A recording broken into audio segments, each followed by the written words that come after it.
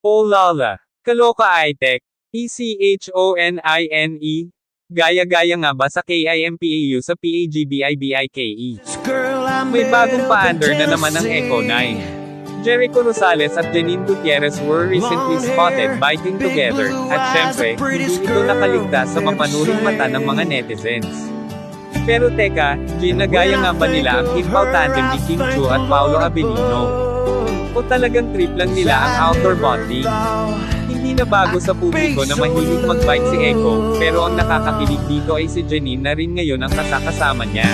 Ang dami tuloy nagtataka, influenced ba ito ng Kim-Pao fever? Matatanda ang ilang beses nang nakita sina Kim at Paolo na nagbabike together, kaya hindi maiwasang ikumpara ang dalawang pairs. Pareho kasing may chemistry, pareho ring mukhang masaya sa bonding nila. Syempre, hati ang opinion ng fans. Kim-Pao pa rin ako, pero cute din ang Echo 9. Si Echo talaga mahilig na magbike noon pa. Baka si Paolo pa nga ang gamaya sa kanya. Hahaha. Basta masaya silang lahat, walang problema. Mas maraming bike dates, mas maraming kilig.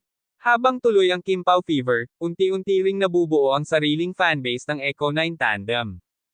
Pero gaya man o hindi, one thing's for sure, parehong nagdadala ng kilig ang dalawang pares. Ano sa tingin mo? Gaya-gaya nga ba ang Echo 9 kay Kim-Pao, o talagang nagkataon lang? Drop your thoughts below. And don't forget to like, share, and subscribe for more showbiz updates.